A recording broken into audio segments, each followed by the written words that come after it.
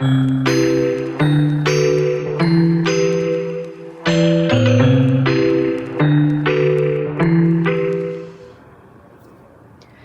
veux te montrer à faire des mélanges de couleurs avec la gouache liquide aujourd'hui. Donc, dans le coin peinture, tu retrouves les 3 couleurs primaires à partir desquelles on va pouvoir faire toutes les autres couleurs.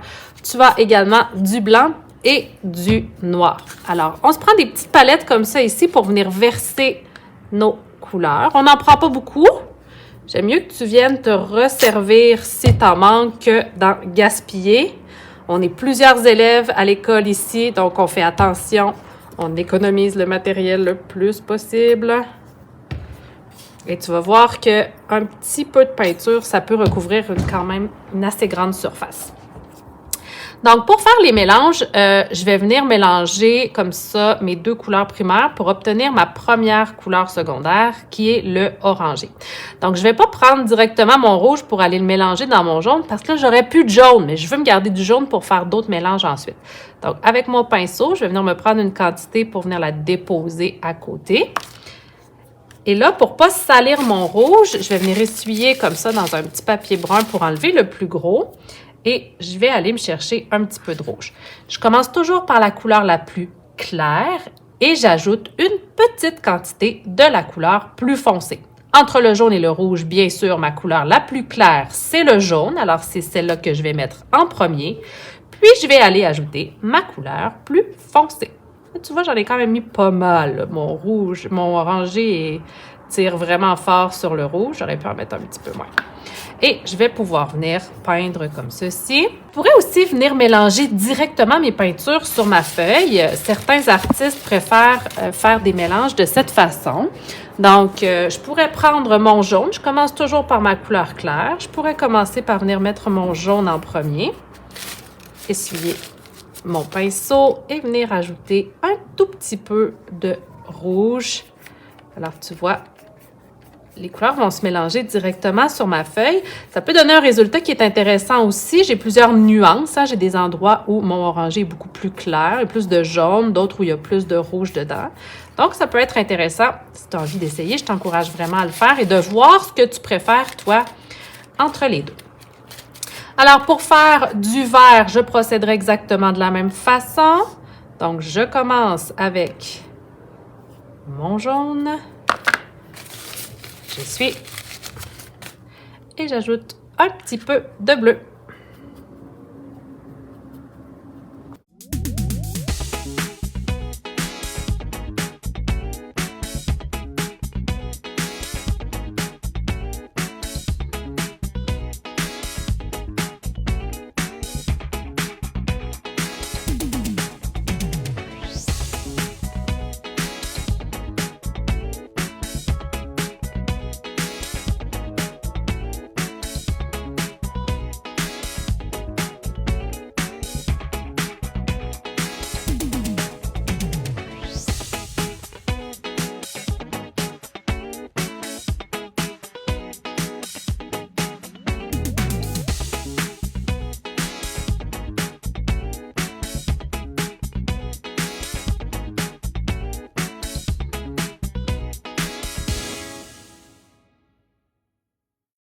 Alors, si tu veux faire du gris, tu vas venir utiliser ton blanc et ton noir. Donc, je vais venir prendre du blanc pour le mettre au centre. Et là, le noir, là, je te le dis, ça te prend pas plus que ça. On n'en a vraiment pas besoin de beaucoup pour créer du gris.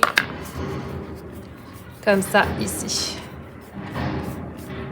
Alors, si je veux faire du beige maintenant, je vais prendre mon orangé que je vais aller mettre dans du blanc. Donc, encore une fois, là, ici, ma couleur claire, c'est le blanc. Et je vais venir mettre un petit peu d'orangé dans mon blanc, ce qui va me donner un beige. Pas plus compliqué que ça. J'ai du beige ici. Et toujours à partir de mon orangé, je peux créer du brun. Cette fois-ci, au lieu de venir ajouter du blanc dans mon orange, je vais venir ajouter une petite pointe de noir. Je sais, je n'ai pas nettoyé mon pinceau, j'aurais dû le nettoyer. Mais comme je fais du brun, je le sais que c'est pas grave s'il y a un petit peu de blanc dedans. Et j'ai du brun.